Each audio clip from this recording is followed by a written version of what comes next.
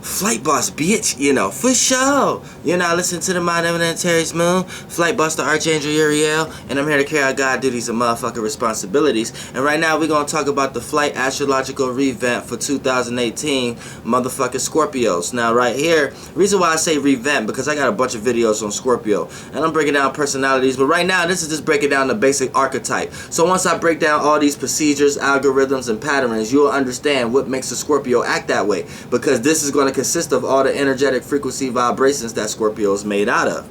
You see what I'm saying? So let's get into it. Let's start it off. Now, Scorpio star constellation, or the energetic influence, was created by the 8th house. Now, what is the 8th house? 8th house is the dark, behind the scenes realm, the secret house, the house of secrets. So what's sacred to you? What's behind the closed doors? So anything you in the dark about, that's what I mean when I say dark. So that means if someone's stealing from you, someone cheating on you, someone manipulating you, these are circumstances and situations that you may be in the dark about. Or any type of situation you're in the dark about that may entice the algorithm in your brain to make you want to do some type of research or some type of detective work or some type of underground work. You know what I'm saying? Things of that nature. So keep that in mind also. Now, it's also the alternative motive house. So it's not what a person's saying or their actions, but what's the meaning and reason into why they're doing these things in front of you in the first place. Like, what's going on here? Is this person being manipulative? Is this dealing with jealousy, greed, or is it dealing with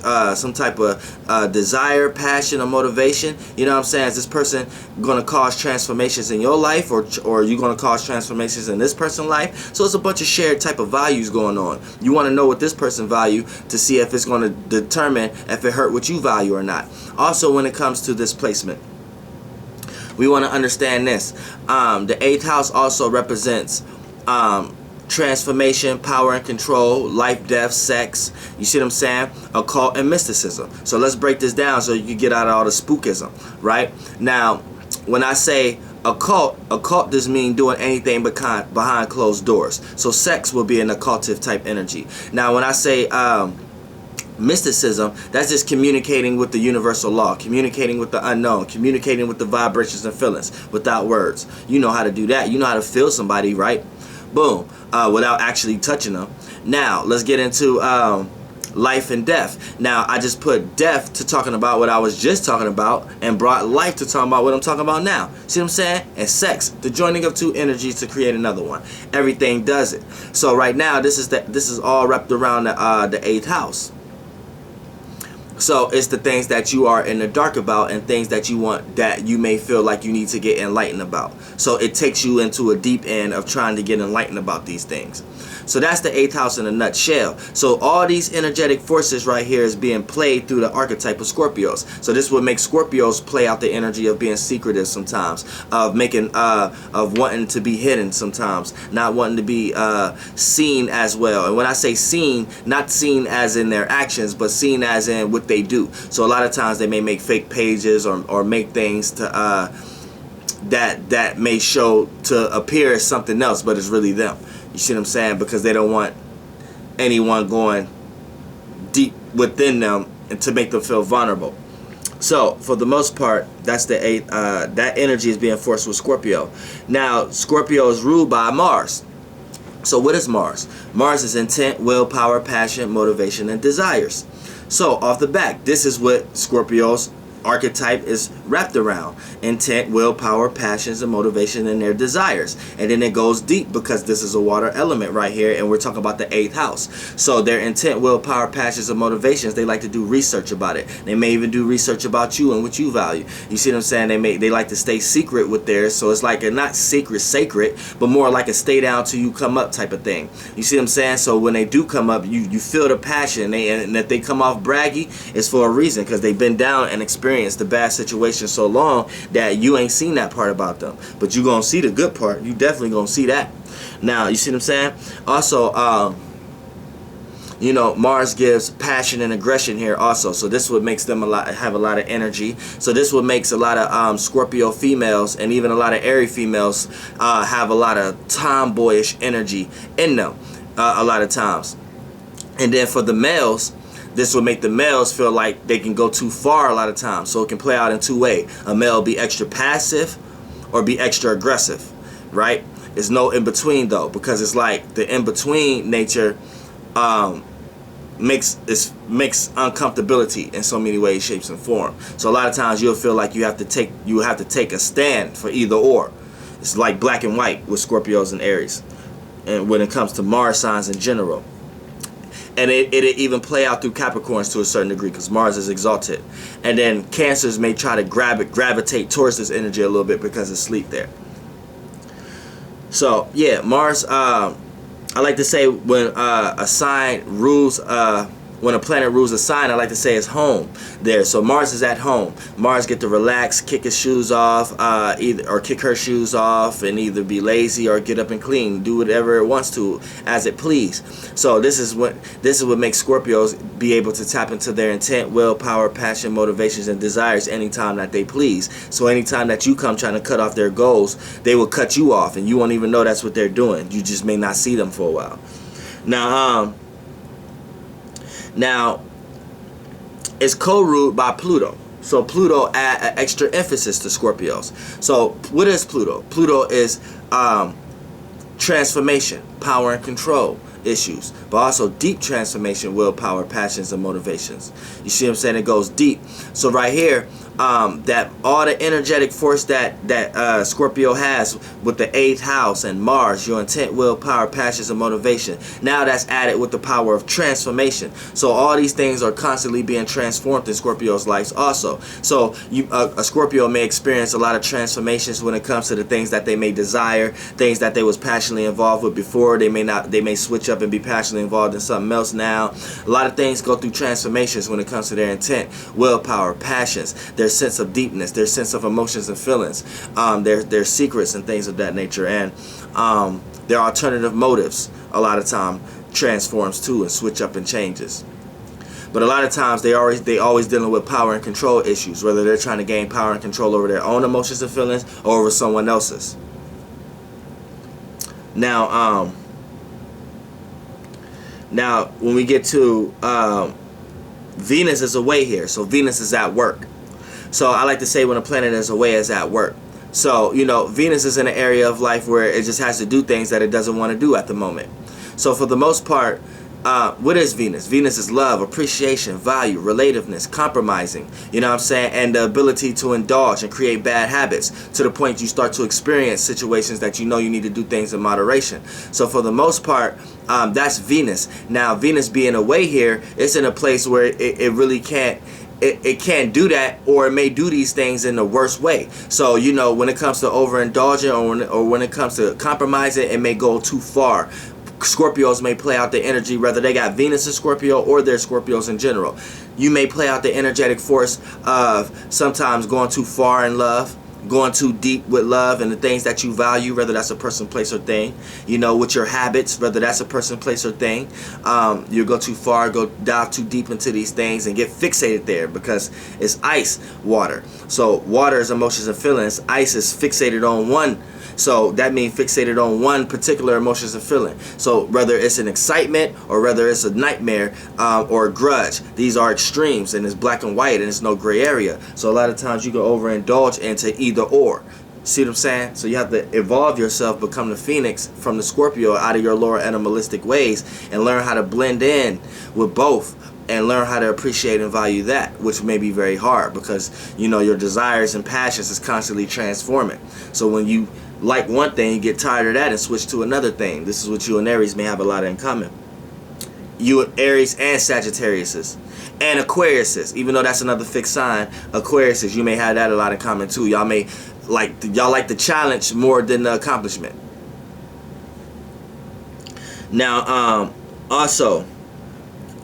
now Earth is away here also. Yeah, Earth, the star that we on right now. So what is Earth?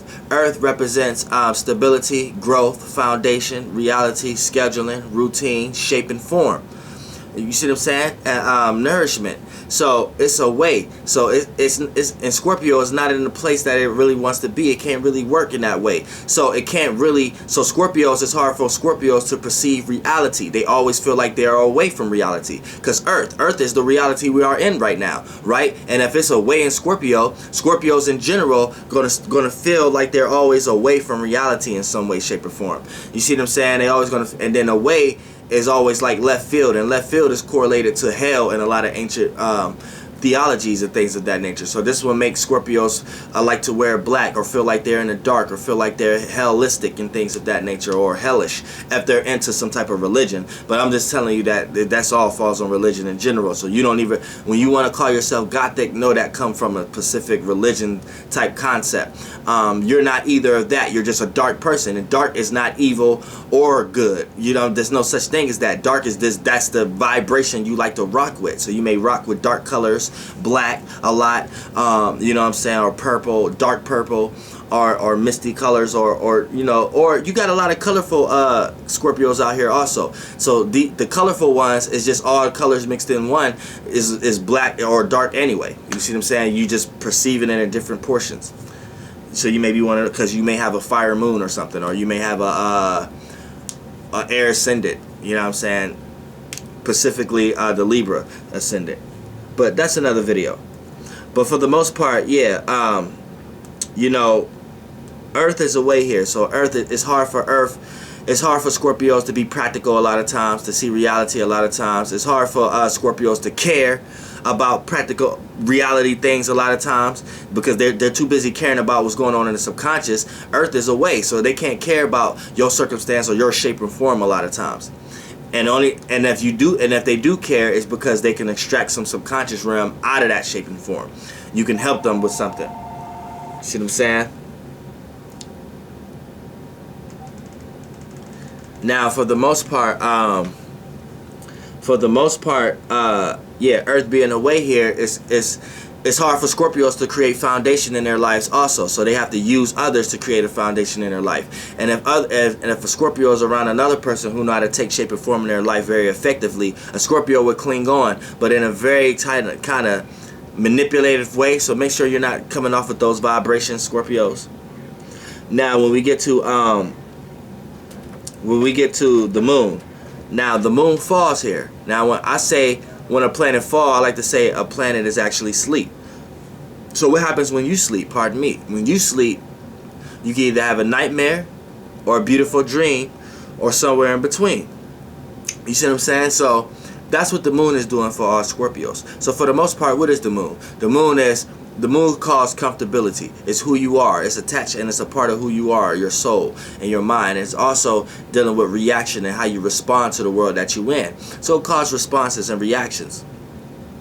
So for the most part, when you're looking at the Scorpio archetype, a lot of times, anytime a Scorpio jump into their bag, when they connect the way they feel, because a lot of times the way they feel is they feel like unrelatable, so they don't like to relate, so that puts them in the energy vibration of being unrelatable. So you may just pick the sense up being around a Scorpio, like, I can't relate to this person, or this person is unrelatable, which is not that. They just have to melt that ice and feel comfortable enough to the point that they can shed a little bit of their vulnerability. But for the most part, let's talk about the moon falling here. Now, for the most part, anytime a Scorpio do jump into their bag and make it their duty to react to the way they feel, and make it their duty to relate it in some type of way, and make it connect in some type of way, they end up manifesting or experiencing things that they never could do, that they never thought they can do before. But they always had this access energy. It's just a lot of times they may experience the nightmare first, and that's self-doubt,